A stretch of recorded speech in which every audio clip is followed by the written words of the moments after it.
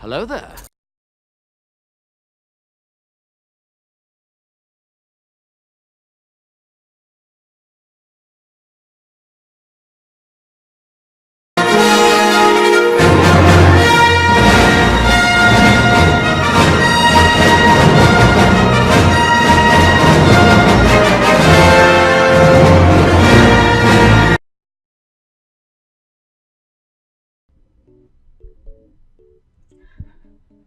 The SALT Treaty was the result of a compromise between the US and Russia after both sides had agreed to limit nuclear weapons.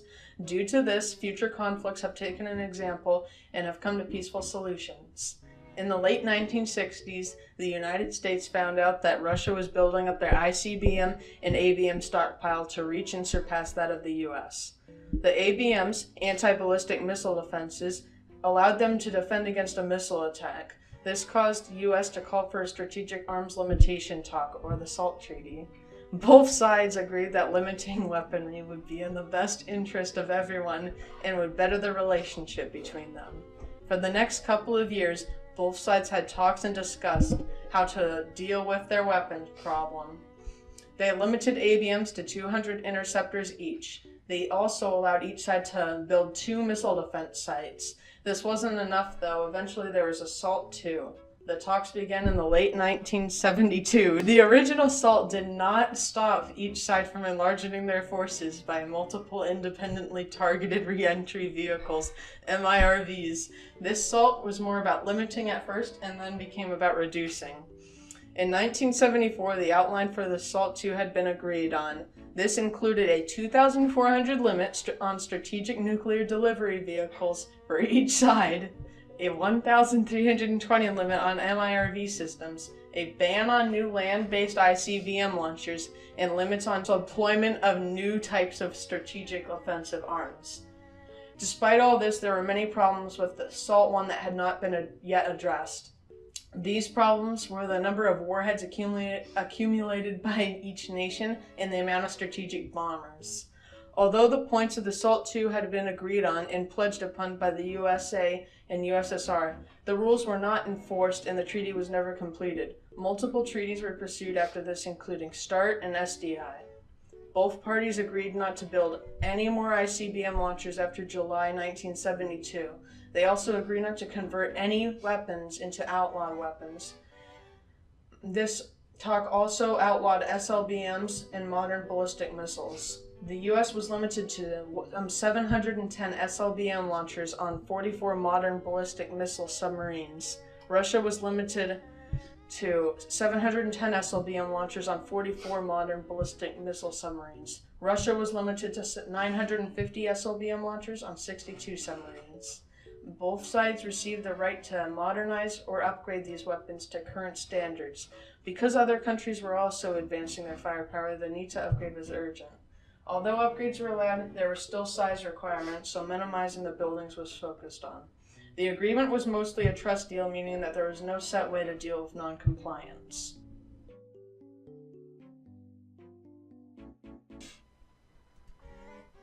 The US and Soviet weapons were completely different in size and force. The USSR had been constantly creating and deploying heavy ballistic missiles. During SALT I, the Soviet ICBM count had risen from about 1,000 to 1,500. They were deployed in sets of 200 every year. The amount of submarine-based missile launchers increased at least 4 times over. The US, however, had not made any progress on their missiles since 1967. They had about 1,100 ICBMs. Unlike the Soviets, though, the US had been working on MIRVs. MIRVs were devices that allowed a single missile to carry several warheads pointed at different spots.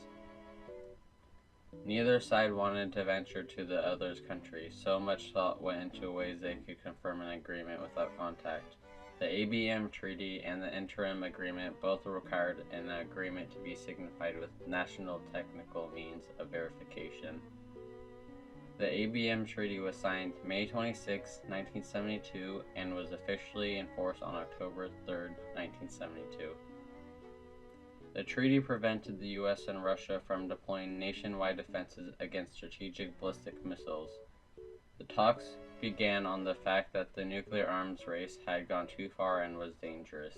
The treaty started with a limit on 2 ground-based defenses with 100 interceptors each, and then it was limited into only 1 defense. The cost of maintaining and securing the defenses were high, and that forced the U.S. to shut down after 2 months of activation.